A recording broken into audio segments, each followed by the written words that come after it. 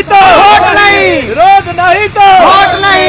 इनकलाब जिंदाबाद जिंदाबाद जिंदाबाद जिंदाबाद जिंदाबाद। जिला प्रशासन हाय हाय हाय हाय हाय हाय जिला प्रशासन हाय हाय हाय हाय। क्या नाम हुआ आपका? मेरा नाम प्रकाश कुमार सिंह है।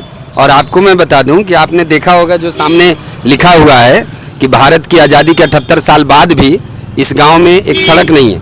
और इसके लिए हम लोग यहाँ कलेक्टर ऑफिस आए हुए हैं उनको ज्ञापन देने के लिए। और पिछले कई वर्षों से 2017 में भी दिया गया था और इससे पहले भी ज्ञापन दिया गया? हाँ, 2017 में भी दिया गया था, लेकिन आज तक सड़क वहाँ नहीं बनी।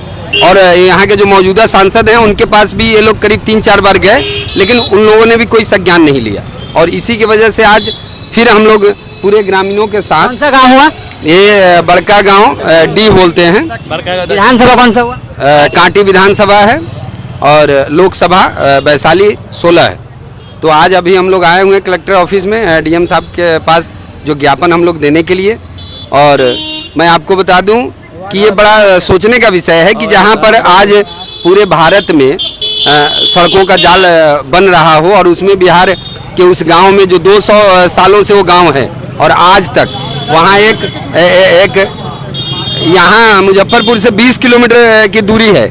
और मैं कह रहा हूँ आपके वीडियो के माध्यम से कि यहाँ के जो कलेक्टर साहब हैं उनको जाना चाहिए और जाके उसको जांच करके जल्द से जल्द इन लोगों को सड़क मिलनी चाहिए। क्योंकि सड़क नहीं होने से वहाँ के बच्चों की शिक्षा, शादी विवाह और बीमार हो जाने के बाद खटिए पे लोड करके ले के जाना, मतलब आप ऐसा समझ लीजिए कि आज़ाद होने के बावजूद भी ये गांव आज भी आज़ाद नहीं है। आप ऐसा समझ सकते हैं। क्या कुछ मांग है?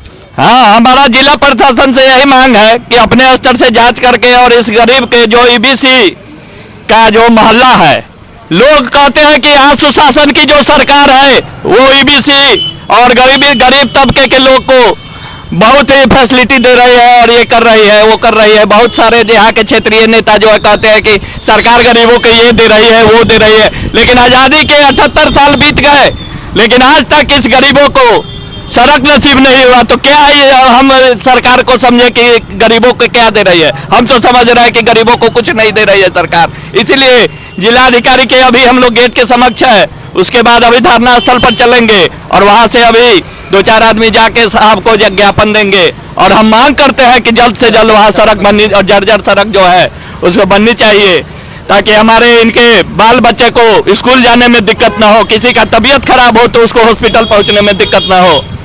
चलिए मैं आपको बता दूं कि लोगों का मांग है कि इनकी सड़क बननी चाहिए।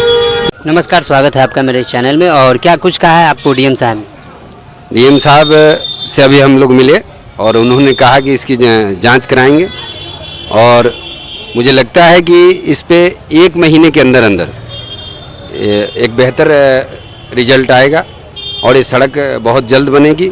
क्योंकि उन्होंने कहा और मैंने ये भी कहा कि आखिर ये प्रधानमंत्री ग्रामीण सड़क योजना के तहत क्यों नहीं बनेगी। तो उन्होंने कहा कि अगर इसमें ज़मीन किसी प्राइवेट व्यक्ति का है, मान लेते हैं स्थानीय निवासी का है, तो उसके लिए इसमें प्रावधान नहीं है कि उसका मुआवजा मिले। लेकिन अगर ये बजट में सांसद या विधायक इस पर चर्चा करेंगे तो ये मुआवजा देने के लिए बाध्य होगी सरकार और उसके हिसाब से वो सड़क बनेगी।